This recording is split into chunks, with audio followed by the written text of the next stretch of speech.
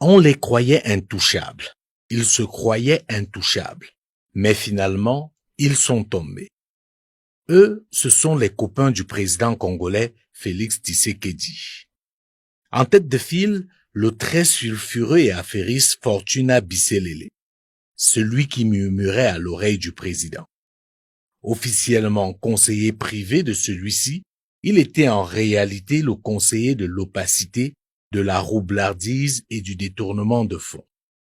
Même si d'après nos sources, sa chute a été précipitée par une probable duplicité dans la crise entre la République démocratique du Congo et le Rwanda, il faut noter que Fortuna Bisselele est considéré par plusieurs observateurs comme le pape des scandales financiers en République démocratique du Congo.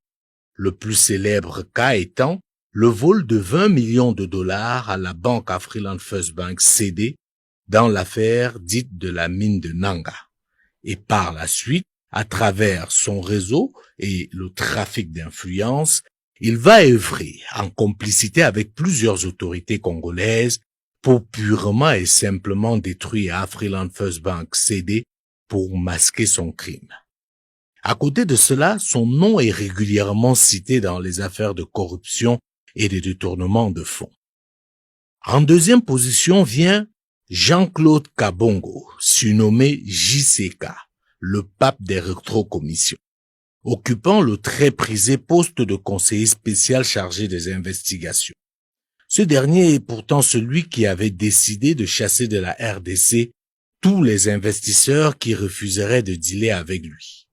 Pour lui, les choses étaient simples. Vous voulez investir au Congo? Alors, dites-moi ce que je gagne ou vais gagner avec votre arrivée. Ainsi, les investisseurs étaient rackettés en amont et en aval. Pour qu'ils regardent votre projet, il fallait passer à la caisse. Pour qu'ils traitent votre dossier, il fallait passer à la caisse.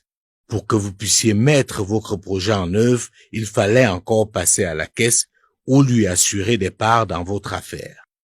C'est ainsi que plusieurs investisseurs, et pas des moindres, ont renoncé à investir dans ce pays.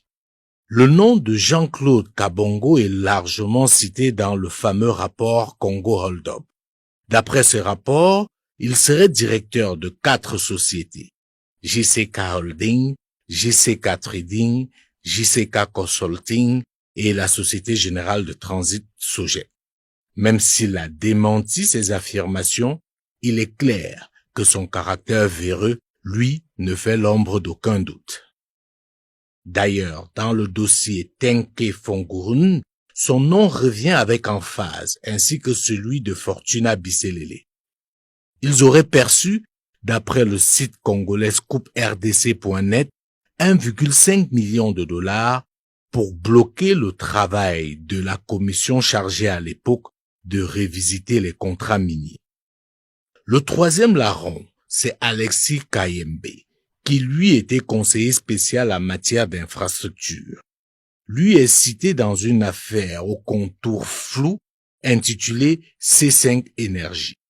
Dans la même lignée, le projet Tilegelou au Kasaï, conduit par lui, a été considéré comme un véritable nid de détournement avec des sociétés fictives. En plus de ces 3 figures emblématiques, on peut aussi citer le désormais célèbre Didier Chibanga.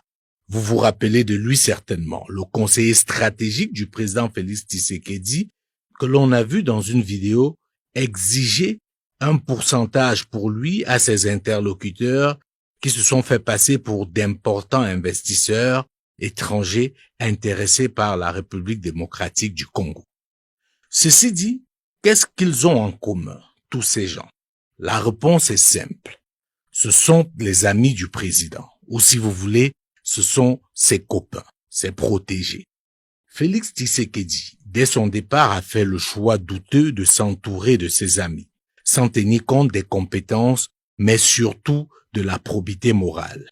Ces derniers, puisqu'ils étaient les amis du président, ont profité de leur position stratégique et de leur relation privilégiée avec le chef de l'État pour détruire en moins de 5 ans la République démocratique du Congo. Et tous ceux qui ont essayé de se mettre à travers leur chemin ont tout simplement été foudroyés. C'était soit la prison, soit l'exil forcé.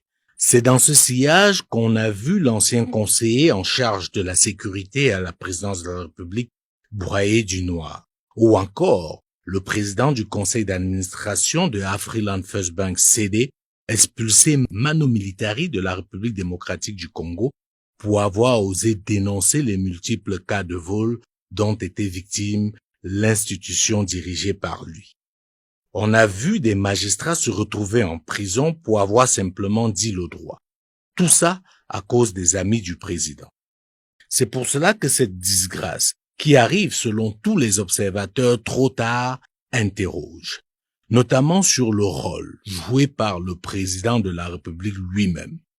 Car pendant longtemps, il a fait le choix de protéger ses petits copains alors que tous les éléments étaient à sa disposition pour lui faire savoir les différents scandales dans lesquels ces derniers étaient impliqués.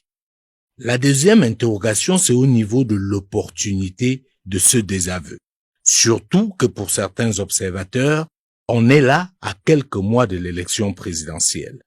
Raison pour laquelle, selon eux, il s'agit purement d'un coup politique du président pour redorer son blason et non une réelle volonté de changer les choses. D'autant plus que sur le plan judiciaire, ces derniers ne sont pas véritablement inquiétés. C'est pour cela que certains continuent de dire que cette mise à l'écart est un simple calcul politique dans l'optique d'obtenir un hypothétique second mandat et les ramener aux affaires. Car, selon ces derniers, la République des copains est la seule que connaisse l'actuel président de la République démocratique du Congo.